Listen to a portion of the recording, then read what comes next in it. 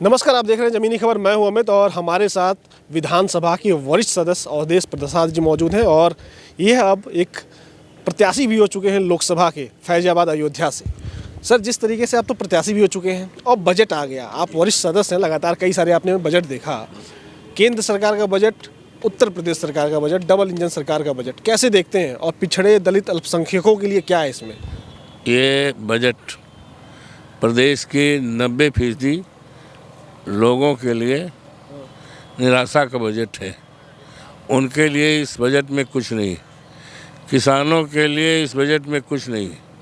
Budget में कहा गया है कि किसानों की खेती रखाने के लिए बजट, क्या खेती रखाएंगे ये भी खुलासा कर देते किसानों से, किसानों को फसल। तो इस बजट में अनुसूचित जात के लिए, दलित और पिछड़ी जात के लिए, अल्पसंख्यकों के लिए इस बजट में कुछ नहीं है।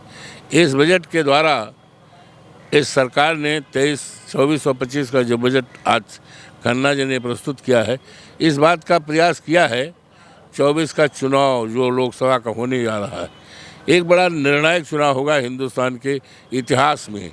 तो इस चुनाव में जीतने के लिए तरह तरह के लुभावनी बात कही गई है, धरातल पर कुछ नहीं है। ये निश्चित तौर से ये बजट इन्हीं के लिए धोखा है। ये प्रदेश के लिए तो है ही है, गरीबों के लिए तो है ही है, दलितों के लिए तो है ही है, किसानों के लिए तो है ही। ये इनके लिए भी ये पूरी तरह से इनके भ्रम को ख़त्म करेगा। ये निराशा का बजट है। इस बजट से प्रदेश की जनता के उद्धार के, उत्थान के लिए, विकास के लिए, किसानों की भलाई के लिए, किसानों को साड़ों से, खेती से बचाने के लिए कहीं कोई योजना नहीं। अयोध्या की अगर बात करें तो रोजगार की बात होनी चाहिए। कितना रोजगार आपके क्षेत्र में इस बजट से, केंद्र के बजट से मिल जाएगा और कितना मिल चुका? 10 साल की सरकार हो गई केंद्र की। ऐसा है, इस बजट को आप पढ़ लीजिएगा।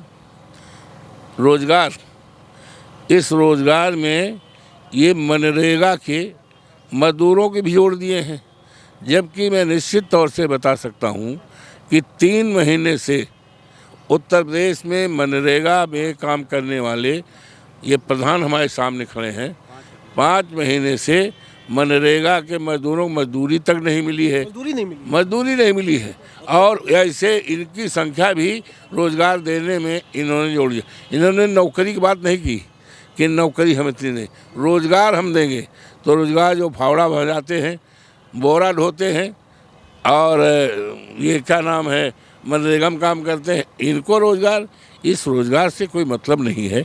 नौकरी के लिए करते हैं कि हम इतनी नौकरी देंगे। 60,000 की भर्ती निकाला है पुलिस में, जिसमें अनुसूचित जात के आवेदकों को भी 400 रुपये, सामान्य जात के लिए भी 400। ये सरकार क्या करने जा रही है? बाबा साहब भीमराव अम्बेडकर का जो संविधान है, जिस संविधान में अधिकार दिया गया है, संविधान में अधिकार है, ये कोई भीख नहीं है दलित के लिए। 400 रुपये सामान्य जात के लिए भी और 400 रुपये अनुसूचित जात के लिए। ये पहली सरकार है हिंदुस्तान में आज़ादी के कि इन्होंने कहीं जो प्रोविज़न है हमारे संविधान में, जिसको बाबा साहब ने बनाया है, उसको भी ख़त्म करने जा रही है। और सबका साथ सबका विकास कह रहे हैं।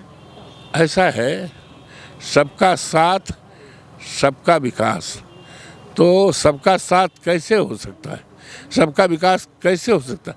जब तक सबको बराबर न लाया जाए, उनके लिए काम न किया जाए, ये सबका साथ कैसे ले पाएंगे? एक तरफ लोग भूखे मर रहे हैं, एक तरफ भूखे मर रहे हैं, रोजगार नहीं है, तो ये सबका साथ है। सबका साथ, सबका साथ जब तक गैर बराबरी ख़त्म नहीं होगी तब तक सबका साथ नहीं हो सकता। गैर बराबरी खत्म होगी जाति जनगणना से, और वो तो जाति जनगणना भी नहीं कराने दे रहे हैं। नहीं, तो वही तो कह रहे जाति जनगणना हो जाएगी तो जातिवाद फैल जाएगा। जब तक इस देश में गैर बराबरी, जिसकी बड़ी लंबी खाई है, इस खाई को नहीं पाटा जाएगा, तब तक सबका साथ सबका विकास, ये पूरी तरह से ये गुमराह करने वाला बात है। इसीलिए समाजवादी पार्टी, हमारे नेता माननीय अखिलेश यादव जी और पूरी मुस्तैदी के साथ हम पूरे देश में जनगणना की बात करते हैं। और जनगणना जब हो जाएगा तो किसी का अधिकार को कोई खा नहीं पाएगा। तो अगर जनगणना हो गई तो किसी का अधिकार कोई खा नहीं पाएगा। इस बजट में पिछड़े दलित अल्पसंख्यकों के लिए कुछ नहीं है, ऐसा कहना अवधेश प्रसाद का। आपको क्या लगता है? कमेंट करके बताइएगा। नमस्कार।